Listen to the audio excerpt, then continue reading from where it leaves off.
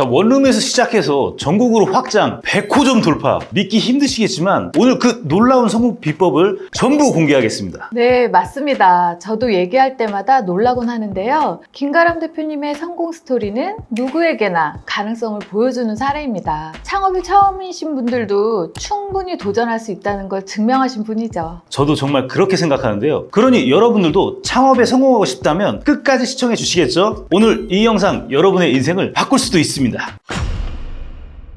안녕하세요. 머니 해결사의 정 대표입니다. 여러분, 오늘은 매일 보던 그림이 아니라 조금 색다른 그림이죠. 창업을 준비하고 계신 분들에게 보다 생동감 있게 성공 사례를 전해드리기 위해 특별히 이분을 모셨습니다. 대표님, 간단히 자기소개 한번 부탁드립니다. 안녕하세요. 위드원 솔루션 최영희 대표입니다. 오늘 정말 흥미로운 이야기 많이 준비했으니까 기대해주세요. 네, 반갑습니다, 대표님. 자, 오늘 여러분들에게 들려드릴 이야기는 그야말로 자영업의 성공 신화라고 할 수 있죠. 바로 김가람 대표님의 이야기인데요. 이 모든 성공 신화 뒤에는 바로 최영희 대표님의 컨설팅이 있었다고 합니다. 오늘 그 과정을 모두 들려드리도록 하겠습니다. 이 이야기로 창업을 준비하시는 시청자분들께서는 큰 용기를 얻으시고 갈피도 잡는 시간이 됐으면 좋겠습니다. 자, 그럼 눈 크게 뜨고 집중해주세요. 지금 바로 시작합니다. 대표님, 김가람 대표님이 처음에는 미용사로 일하시다가 창업을 하신 걸로 알고 있는데 맞나요? 네, 맞습니다. 김가람 대표님은 원래 미용사로 8년 정도 일하셨는데요. 그런데 생각보다 돈이 벌리지 않아 스트레스를 많이 받으시던 상황이었습니다. 창업 직전에 월급이 한 150만 원 정도? 말 다 했죠. 그래서 이대로는 안 되겠다 생각하시고 크로플 사업을 시작하게 되셨어요. 처음에는 원룸에서 크로플을 직접 구워서 배달 장사를 하셨다고 하는데요. 원룸에서 정말 작게 시작하셨군요. 네. 그런데 생각해보니 그럴 만한 게 월급이 150만 원이셨으면 소자본 창업은 어쩔 수 없는 선택이었다는 그런 생각이 드네요. 이렇게 자본이 부족한 상황에서는 도대체 어떻게 성공할 수가 있는 거죠? 에이, 대표님도 아시잖아요. 우리 자본이 부족해도 정부 지원 사업만 잘 활용하면 성공할 수 있다는 거. 맞습니다. 이건 사실 창업의 진리죠. 자본금이 아무리 부족해도 정부 지원금만 잘 활용하면 이걸 보시는 여러분들도 성공할 수가 있으시잖아요. 네, 맞습니다. 김가람 대표님도 처음에는 자금이 부족해서 굉장히 힘들어 하셨어요. 근데 이 창업 성공의 진리를 잘 활용해서 정부 지원 자금으로 공장을 증축하고 직접 생산을 시작해서 엄청난 사업화를 이뤄내신 거죠. 정말 대단하십니다. 역시 이 성공의 핵심은 사업 유형과 타이밍에 맞춰 적절하게 자금을 신청하는 것 같아요. 네. 그러려면 사업 초기에 시설 자금을 확보하고 확보한 자금을 어떻게 사용할지 철저히 계획을 세워야 하는데요. 그게 굉장히 잘 이루어진 결과물 같아요. 아니, 어떻게 하면 이렇게 딱 성공할 수가 있는지 조금만 더 자세히 얘기해 줄 수 있을까요? 그럼요. 당연히 해드려야죠. 대표님의 아이템은 크로플이라고 해서 크로아상 생지를 와플 기계로 굽는, 드셔보셨죠? 당연하죠. 네, 그런 디저트였는데요. 맛을 내기 위해서 버터하고 설탕을 발라서 이렇게 굽는데요. 여기에 조금 더 특별함을 더하기 위해서 커스터드 크림이라는 걸 유튜브로 검색해서 따라하고 연구하고 그러면서 계속 디벨롭 시키셨대요. 그런데 외주로 맡기던 크로플 생산에서 문제가 터진 거죠. 외주 공장에서 버터를 원하는 대로 맞춰주지 않아서 맛이 달라지는 일이 굉장히 자주 발생했다고 합니다. 정말 어려운 상황이었을 것 같은데요. 균일하지 않은 생산 퀄리티가 폐업까지 이어지는 경우가 많잖아요, 실제로. 그때 김가람 대표님은 어떤 결정을 내리신 건가요? 맛이 달라지는 것에 너무 스트레스를 받으셨던 대표님은 결국 이대로는 안 되겠다 생각하시고 직접 공장을 세우기로 결심을 합니다. 이 결심이 서자마자 한 5천만 원 정도 이렇게 모으셔가지고 공장을 임대하고 헬스업 인증 받기 어렵잖아요. 헬스업 인증까지 겨우 받아내셨어요. 근데 여기서 한계를 마주하고 맙니다. 어떤 한계일지 정 대표님 예측 가능하시죠? 이런 상황에서 마주해야 할 만한 문제는 단 하나, 바로 자금 아닌가요? 네, 맞습니다. 많은 대표님들이 여기까지 이렇게 성장해 오시다가 조금 더 올라가려고 하면 이런 문제를 맞닥뜨리게 되죠. 그래서 김가람 대표님이 저를 만나게 되셨습니다. 이때 김가람 대표님의 가장 주된 고민은 자금을 받고 싶지만 사업자상 자금을 받을 수 없다는 그런 컨디션이었는데요. 이때는 정부에서 지원받을 수 없는 형태로 사업 세팅이 되어 있었거든요. 그래서 제가 이때부터 마법을 부리기 시작했습니다. 우선 저희는 법인 설립을 시작했고요. 정부가 지원하는 정책 자금을 받을 수 있도록 사업 유형을 새로 정비했습니다. 그 후로 정책 자금 지원을 받기 위해서 기술보증기금에 도전했는데 했는데 이게 참 쉽진 않았어요. 사업 초기라서 자금을 크게 끌 수 있는 곳이 기술보증기금밖에 없었군요. 왜 그렇게 어려웠는지 여쭤봐도 될까요? 대표님 잘 아시겠지만 우선 음식점이라는 이유하고 여성 대표라는 선입견 때문에 1차에는 바로 탈락하셨어요. 그때 저희 김가람 대표님이 굉장히 좀 힘들어하고 눈물도 흘리고 이 일을 어떡하나, 저도 진짜 같이 고민을 좀 많이 했던 시기였습니다.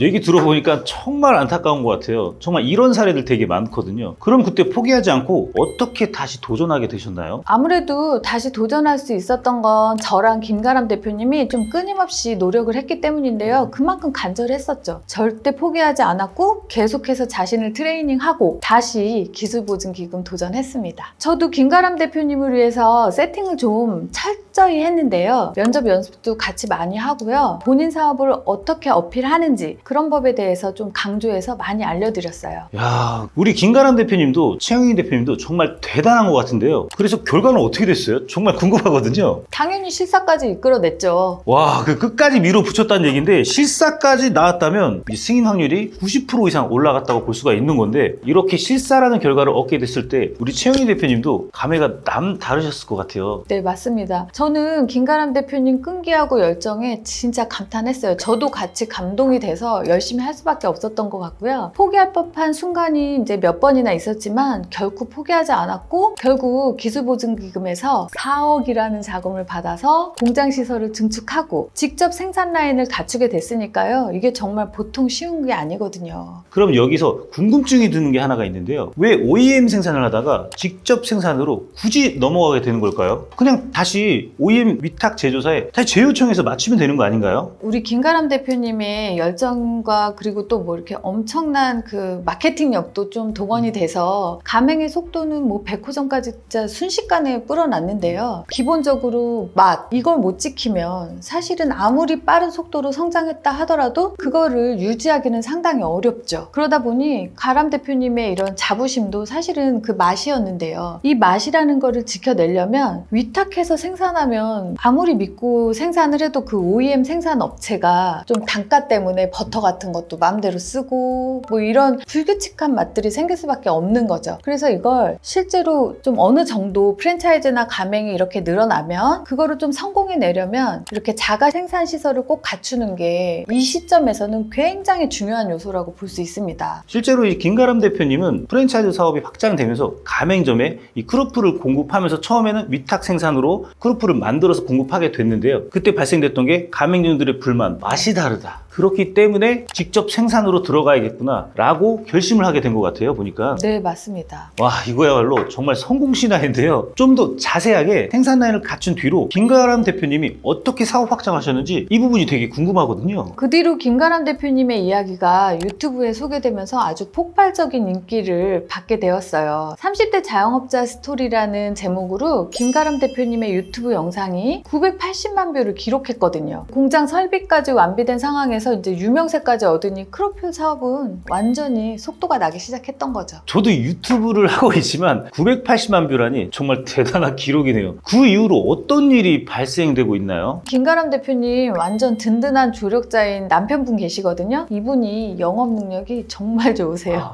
그래서 전국 영업량을 늘리면서 다양한 거래처들을 빠르게 뚫어내셨습니다. 그 결과 전국적으로 지하철역마다 빵 납품하기 시작했고요. 이게 잘 팔리면서 매장도 늘려가고 지금 현재는 아티제나 아우어 같은 대형 카페에도 OEM으로 빵을 납품하고 있습니다.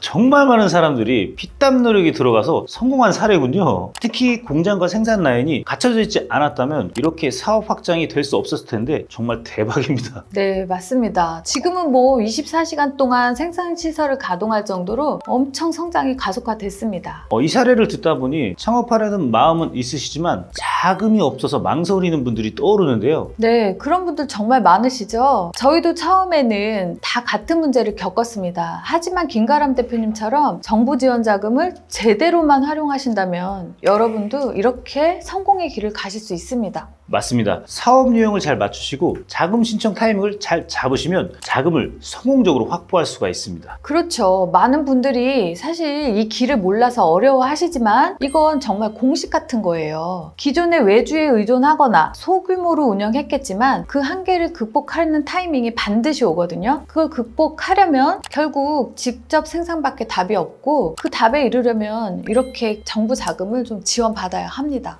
맞는 것 같아요. 실제 저도 이제 상담을 많이 다니다 보니까는 이 대표님들이 원하는 게 사업 확장이 되면 될수록 이 공장 중축에 관련된 이야기를 많이 하거든요. 그때 가장 큰 이슈가 되는 게 바로 자금. 이럴 때는 어쩔 수 없이 정부 지원 자금을 우리가 어떻게 받아낼 수가 있는지 이런 포인트를 잘 살리는 게 굉장히 중요한 것 같아요. 네, 맞습니다. 초기에 내가 힘이 강하지 않을 때는 함부로 투자를 받았다가는 내 지분을 굉장히 많이 뺏기는 사례들이 있기 때문에 그 전에 이렇게 꼼꼼하게 알아보고 정부 지원 사업으로 초기에는 이렇게 발판을 마련하는 게 굉장히 중요하다고 볼 수 있습니다. 맞습니다. 분명 이 과정이 너무 어렵고 힘들게 느껴지시는 분들이 굉장히 많으실 겁니다. 그래서 그런 분들을 위해서 저희가 1차 무료 전화 상담을 준비했거든요. 혹시 사업 확장을 위해 시설, 라인, 공장 증축을 위해서 자금이 필요하시다면 지금 바로 상담 링크를 통해 무료 상담을 받아보시길 바랍니다.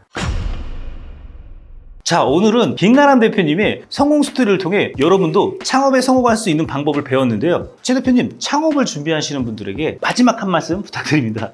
정말 창업은 쉽지 않은 길입니다. 저 역시 그걸 잘 알고 있고요. 하지만 제대로 된 전략과 꾸준한 도전 정신이 있다면 누구든 성공하실 수 있습니다. 김가람 대표님이 바로 그 증거이니 여러분도 포기하지 마시고 도전해보세요. 정말 좋은 말씀 감사합니다. 저희 채널에 나와주셔서 이렇게 말씀해 주셔서 너무 감사하고요. 만약 오늘 영상이 도움이 되셨다면 구독과 좋아요 부탁드리고요. 앞서 말씀드린 것과 같이 여러분들을 위해 상담 링크를 준비했으니 필요하신 분들은 꼭 무료 상담을 받아보시길 바랍니다. 그럼 다음에도 더 재미있고 유익한 이야기로 찾아뵙도록 하겠습니다. 안녕.